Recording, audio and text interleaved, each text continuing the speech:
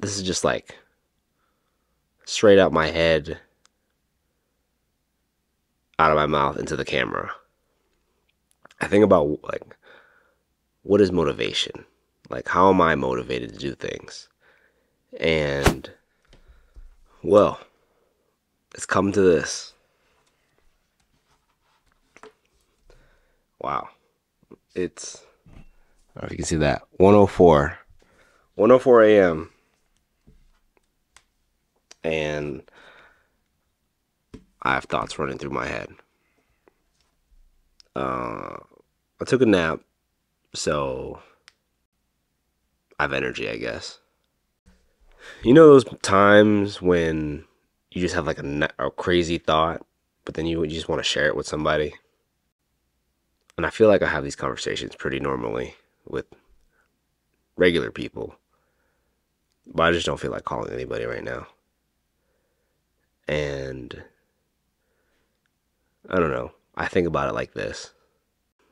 I think I've been feeling lost lately. Like my sense of purpose isn't clear. So this is just like straight out my head, out of my mouth into the camera. I think about like what is motivation? Like how am I motivated to do things? And for the longest time, I think I believed that I've I think I've always been motivated by pain.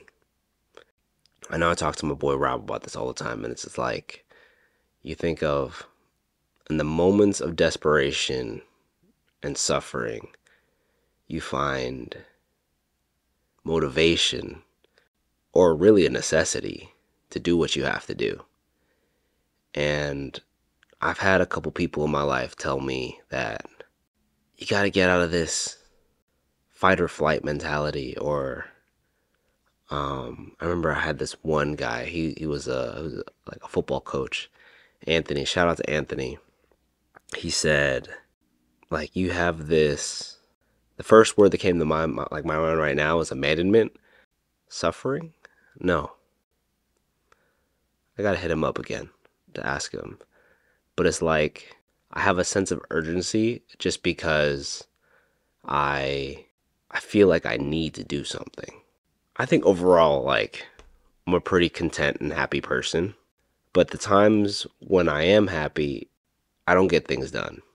Like, I have a friend named John that recalls to me back in like 2010 when I graduated high school.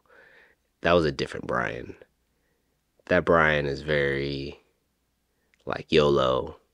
You only live once. Just do it. I the care I lacked care, I think. But not in a bad way, but it was like I was very present. And I feel like now in this present moment, I feel like I'm looking forward, or I end up looking at my past to predict my future. So I'm not as present as I used to be. I think it's a gift and a curse because it's really pushed me to accomplish a lot of things in my life. To think about living on my own, to winning powerlifting competitions, to being a Marine, to traveling the country, to meeting random successful people that I never thought I'd ever meet. Those are great, 100%. But in the end, I think about it like, what does it really mean? Like the relationship's 100%. That means the world to me. But when I get praised for certain accomplishments, it doesn't feel like anything. But I think full circle, I want to bring it back to motivation. Motivation is something that I find from pain. When when I'm happy,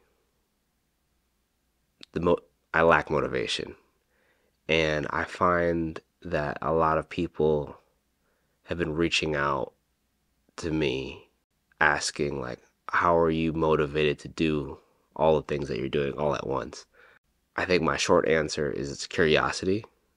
I like to do a lot of things, so it's kind of like just my lifestyle. It just happens to be very goal oriented. If it's fitness, it's to look and feel a certain way.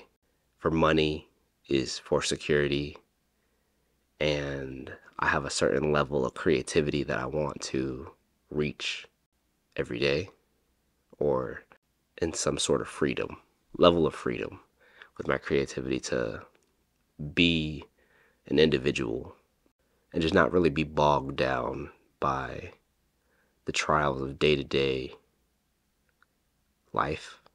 I felt like this was going to be a lot deeper than that, but I think that's really it.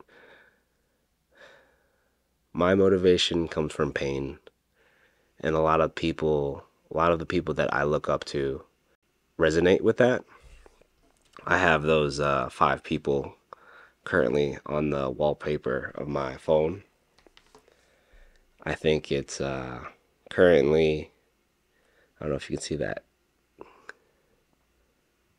Does that work? Casey Neistat. I can't even read backwards. Warren Buffett, Jerry Seinfeld, Ken Rideout, David Goggins. I was listening to a podcast with Andrew Schultz and Casey Neistat. Casey Neistat's story just sounds so like relatable to me. I think it's him growing up, had his first child at like 15, just loving the grit of New York. Like I prefer to be around people who are willing to stab me in the heart and look me in the eye at the same time. That was a quote from the podcast. Warren Buffett, he just always knew what he wanted. He knew he wanted to be a businessman ever since he started his newspaper route and just never stopped. Um, who else? Jerry Seinfeld. Jerry Seinfeld, the way he sees life is so admirable to me. I think of, I remember his show, comedians in cars getting coffee. I think he was talking to somebody about like rugs, and just like, don't you ever want to just bargain for stuff? And he was like, no, if that's the price, that's the price. I just, I save my time, I buy it.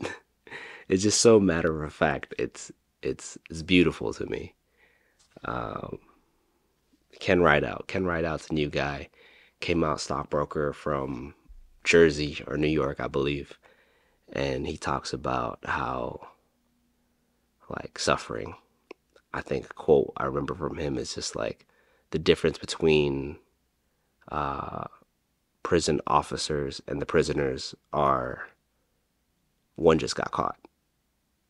So I kind of have that belief in society where everybody's just one step away from being a bad person according to society.